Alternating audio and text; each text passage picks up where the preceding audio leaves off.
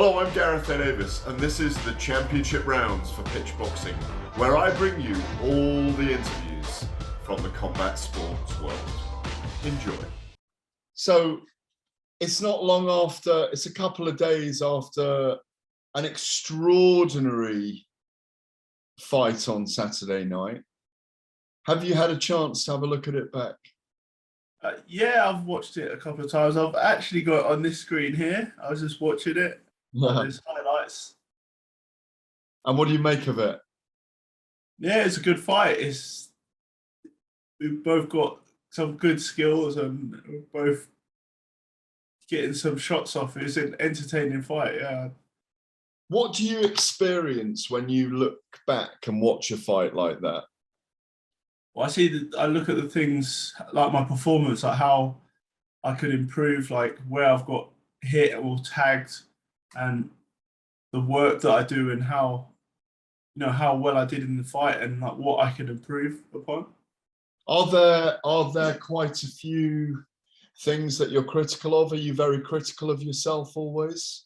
Yeah, and yeah, I'm quite a perfectionist. I guess that's a Virgo trait. I don't know, but so I always want to improve and make myself better. What I've been working with Salas is like bit more my footwork, and also defense. Try and block more shots and keep a high guard, especially for that fight. Because Joseph Parker's like winging in the hooks and going to the body as well and head. So there's things that I was working on, and I look more comfortable on my feet and moving in and out and around. Yeah. So when you look at it, were you, as you said, even though you're a 19th of September Virgo, 37 years young, are you, obviously you got the victory. It was a phenomenal performance. We'll talk about the way people are now talking about you and maybe how you feel about yourself. Do you sit back and go, yeah, I got the win, but I'm not happy with things? No, I'm happy with that win. Yeah, that was a great fight, and it puts me in a brilliant position. What do you got in line for the WBO belt? Well, I've actually got a WBO. Well, it says world champion on the belt. So yeah. Well, I mean, you could even become instated. There is a route where you become instated as the full champion if other people vacate or whatever happens. So, yeah. Not that you'd want that necessarily, but you've been through it was, I think, obviously you showed your boxing skills and a great boxing brain against Daniel Dubois by taking everything he had away through your jab. We're now talking about you as a force of nature. People are talking about you as, you know, having probably the best chin in the heavyweight division, of having a relentlessness and a resilience. Did it feel like a coming of age event for you because people are now talking about you as elite level in the heavyweight division? Yeah, it's quite surprising actually, like how people turn around, because obviously before the fight they're like, oh, Joseph Parker's going to beat him, and then people turn around and then, like if like before the fight we'd mentioned the top 5, I would be in there, but now everyone's like got me in there, kind of thing. So it's overnight, it's shaken up the heavyweight scene a little bit. Yeah, but the thing is, going into the fight, I mean, I did pick you to win late by stoppage or on points. I thought you'd come strong late, but what a lot of people and myself included didn't really see that. I mean, you threw 800 punches and landed 300 and something, 96 body shots. I don't know if you've looked at the stats. And Joseph threw a lot fewer punches than you, and that was a surprise afterwards, you know? Yeah, and I think you're only as good as your last fight. Is that the same? And this fight definitely showed the gears and the levels, but I think there's still more to come for me. I'm still not a finished article yet, and I can always improve. I mean, it's extraordinary that you're 37. Do you think the long amateur career actually didn't put a lot of miles on your clock because you weren't going through long, bruising 12-round fights through your 20s? Yeah, I think it was an ideal situation for me because I was at the right stage of like a right age to like focus on something, and I was hungry for success, and I really tried really hard to get there through athletics. And the other sports are kind of like I got bored of. Like maybe if I started boxing earlier, I might have got bored of it at Yeah. 16 or something. Yeah. That's always a dangerous age. I see so many like fighters from amateurs. They get to 16, they're brilliant juniors, but then they get to 16, and something happens. They discover girls and going out or whatever they're doing, and it kind of goes to the wayside. So I was, went to uni and had fun and whatever, and then I got to an age where I really wanted it, and then I pushed myself. And that also being a heavyweight, you get a lot more time to shine. I guess you get you mature later, and also you get like smarter with, you're not just doing things for the sake of doing things. You have a more method, and you're wiser head going in. So I think it works for me. I'm a bit of a late starter in things, so it worked out well for me. The funny thing is as well, I was watching that clip. I'm not sure if you put it out or Fraser Clark put it out, where you guys are fighting in the amateurs, and you look more gangly then. That was in your 20s. Like you really, like you're not muscle bound, but you've really filled out. And people are making those comparisons now. You must have heard them in the last couple of days. Joyce. Sorry. Yeah, I cringe when I watch back my amateur days because I'm like, look how my feet, look at what my hand position, like what am I doing? Where's my head movement? I look so stiff. But yeah, if I think back, I haven't been in the sport long enough to like really like get really polished in it, because it takes such a long time. So I remember like starting out, it's like, oh, I've got to keep my hands up. Okay, this is how you jab. Oh yeah, my footwork. But then all at the same time, when someone's trying to hit you in the face, so it takes a long time to build a fighter, and I think you need to do them years, at least 10 years to reach sporting excellence. But people are now comparing you physically to George Foreman. Yeah, but like George Foreman when he came back later on. Yeah, very resilient, but able to just absorb things. It must be great to have those comparisons. Yeah, it's great, and to have that support and admiration, I guess, for my skill set. I think there's a great admiration for you being an immovable object as well when you're in there. I mean, you have a style now, which is, I'm going to be in front of you and I'm going to walk you down. We saw a different style against Daniel Dubois that I mentioned, where you used your jab to take away his right hand, and you used your experience and the game plan. I don't know if it was a game plan, but it definitely worked on the night. The game plan against Parker worked. Game plans are really important. What's your game plan now? Do you have a rest, or are you keen to get out again and fight? A bit of both. Like I do. I obviously need a break and just to chill out for a bit, and then I can. But I do want to keep training. I don't want to like let it go too far.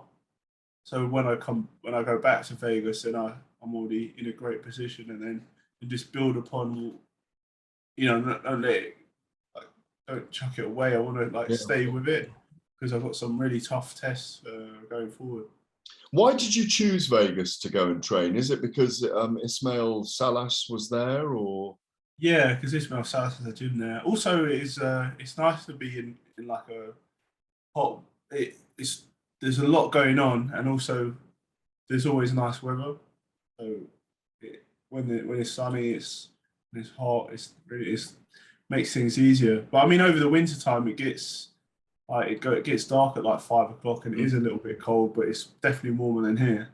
But it's somewhere where you're comfortable being for general training and camp.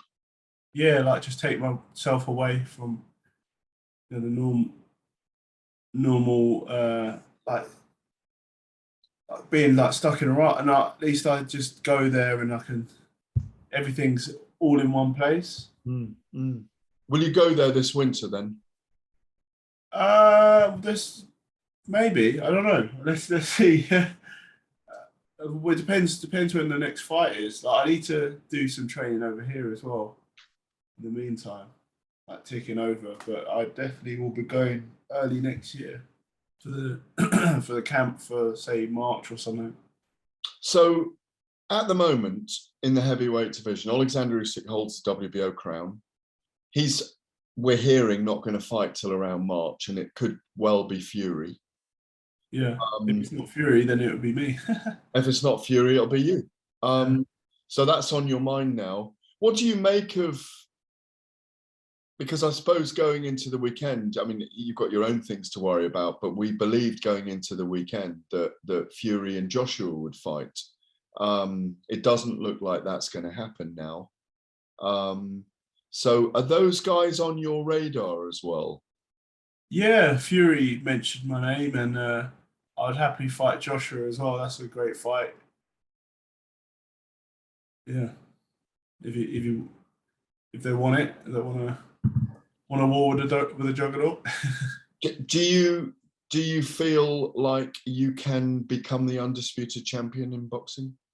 Yeah, that's what I'm pushing for. How many fights away is that? Is that 3 or 4 fights away, do you think? Well, I just need to get that full champion status from WBO, and then I can then like go to defend it maybe and go for other titles. Most people now have you. I think Fury and Usyk people rank as 1 and 2, and then it's floating with Wilder, yourself, Joshua, in that mix there in the 3, 4, 5. I believe I went either 3 or 5 in that. Yeah. So Joshua, what do you do to him in a fight with Joshua? Well, I outwork him, and my skills. I think I could stop him possibly. But he's very strong too. He's very strong too. So I'd like to take too many punches from him. It'd be a risky fight as well. And, he thinks he can knock me out in 1 round. So, or was that Shane McGregor? I can't remember. But anyway, that'd be a good fight. And I think he's kind of on the slide now. So, but I don't know. He's always up for it and dedicated in the gym. So it would be a tough fight. What about you and Deontay Wilder, which kind of thrills the imagination as well? Yeah, and again, they're both big punchers, so that's a big risky fight, but it's it's an exciting one. I see him in Vegas as well, so maybe you'd have to go the other side. Actually, I think he trains in the Apex, the other side of the UFC facility, but he comes to the headquarters for like lunch and physio and stuff. Have you spoken, you and him, then? Yeah, I see him in there. I see him in the canteen every day when I'm training. Well, almost every day, and Malik Scott. So there's quite a few bit of friction or not? No, it's good. No, he's a nice guy, really. He's a very nice guy. He's a very nice guy. Yeah. And then you and Fury. Do you reckon you can get Fury into the ring? Well, yeah. Fury says he won't. I won't be able to hit him with a bag of rice or something. That's right. And I wouldn't lace his boots, but I had some good spars with him leading up to the Wilder fight, so that would be a great fight as well. I thought that'd be a tricky test. I mean, all at this level, they all have their strengths and weaknesses, and some can hit harder than others, some are more elusive and taller, but we're all like 6'6" plus. Yeah, Battle of the Titans. Exactly, it really is Battle of the Titans. And obviously you fought Alexander Usyk in the amateurs. You lost to him in the amateurs, didn't you? But it's the amateurs. Surely you want to step back in with him as well. Yeah, that'd be a great fight. It'd be tricky. He's a southpaw, and he throws a lot. It would be like I saw with the Joshua fight. He throws punches till the 12th round. But then I think I'll hit with more shots and make it harder for him, and like try and take him out. But have to be well prepared and have a good game plan going in because he's a very tricky fighter. Talking of game plans, you landed 96 body shots on Parker. Was the body a target for this fight? Not particularly, but when I see an opening, I would throw a punch there. It definitely slows him down, and yeah, it's like especially because his head movement, he's got good head movement and footwork. So if I can't hit the head, then I'll hit the body. It's a bigger target. Your mum was in the ring when I interviewed you afterwards for TalkSport. There wasn't, as I said, there wasn't a mark on you. You said, well, I need to get in the dressing room and have a look in the mirror. There wasn't a mark on you that I could see, and you don't look like you've been through an 11-round fight today. There's a couple of light bruises, but nothing major. Your mum Marvel is a marvel. What did she say afterwards to you? Because she was there in the ring at that moment. Yeah, it's just congratulations and that. My dad was there as well. All my brothers. Oh, most of my brothers anyway. And we had a little celebration after I finished testing. Had both VADA and UK anti-doping, so I had to do two tests, blood and urine, with both of them. And then after I'd done that, I met everyone downstairs and had Cheryl Joy got us all pizza. Like a couple, like 20 boxes of pizzas, so that was good.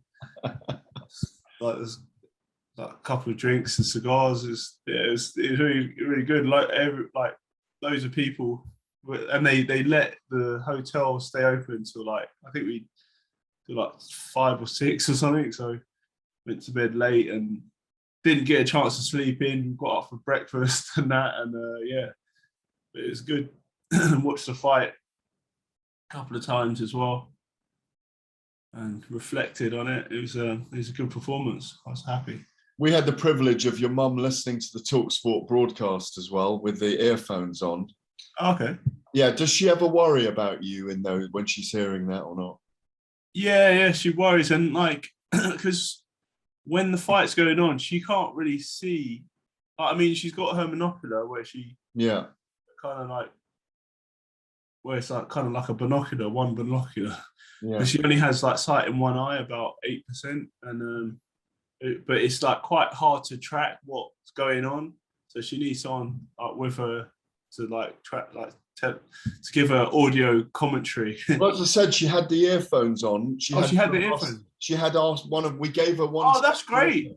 Oh, amazing! So she heard the whole TalkSport broadcast of your fight. Yeah.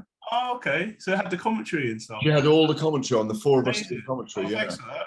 Yeah, no, not at all. No, she's always saying like when we go cinema or anything, she's like, "Is there audio description?" And then like, because when we go to cinema, me and my brother were like, "Oh," and then like sometimes it doesn't work, and then like I send Torrin, my brother, to go and like sort it out. Go and sort it out. Are you celebrating today perhaps the best performance of your career? Yeah, I mean this week, yeah, it's been great. I've had a lot of support. Yesterday I had loads of media obligations to do, which was a full day, but it's good that everyone's interested and seeing and hearing what I've got to say for a change. Yeah, well, as George Foreman also said to me once in an interview, no one prepares you. There's no degree on being heavyweight champion of the world. You're always learning on the job. And it's going to be a fantastic and fascinating time for you now because you could, I don't know where they are with it, you could get reinstated or instated as the gold medalist still in Rio, couldn't you? Mm-hmm. That's still ongoing. Yeah. And a world title is now within your grasp. You've got the belt. Looming, yeah. Well, what? Sorry, looming. Looming, world title looming. Yeah, yeah. So, I mean, are you ready for? I mean, I know I've urged you. You've heard me say this several times. It's about time you had an exhibition, and I'm desperate for a painting of yours. You know that. Yeah, I've got a few here actually. Like, Yeah, yeah. Is that the bar one? Oh, nice. Uh, How much is that going to cost me to get off you? I don't know. Oh, there's this one that I kind of started, but nice. Well, so you've been working on those in the last couple of years, then, yeah? Yeah. Well, I don't know. I had some studio space that Guy Swen who sorted out that I'm going to make some painting. So now I've got a bit more time over before Christmas, and until I go back to Vegas, hopefully I'll get a chance to get back in the studio, because then I need to, so that I get rusty. So I have to pick up my talent again, like practice drawing. Actually, I did a bit. I drew a juggernaut yesterday. Okay. They set up something, but it was just in pen. But yeah, I just need to practice again and pick it up. And that's what I was thinking of doing a master's maybe in art. That'd be good to like ignite the spark again. And it's great when you're around other artists, because then you kind of like rub off on each other. And actually that in Wimbledon art studios, there's like quite a few artists in there. Yeah. So it's quite good to get more inspiration. So 2 days after the fight, you were etching, yeah? Yeah, just in pen. It was like on one of them boards with like paper, like yeah. Yeah. But yeah, it's good to get back into it. Brilliant stuff, Joe. Look, many congratulations on a fantastic victory. It was a privilege and a pleasure to be ringside commentating it and doing all the interviews afterwards, all the drama that was going on as well around it. Chisora and Fury having a row just after your fight as well, about all that kind of, do they fight, don't they? Onwards and upwards for you. It's great to see you, and you're there almost, aren't you? I suppose, or you'll say, no, I'm not actually there yet. Yeah, I'm almost there. I mean, within touching distance, but yeah, it's exciting times, man, and it's good to get the recognition I deserve. Yeah. Yeah, well, I think you are truly getting it now. There's no one that doesn't believe you're headed for the elite level anyway, And I'm not quite there yet, but I'm nearly there. So yeah, I think you're proving it every time. Yeah. Well, brilliant to see you. Thank you very much for your time. It's really appreciated. You're welcome, as always.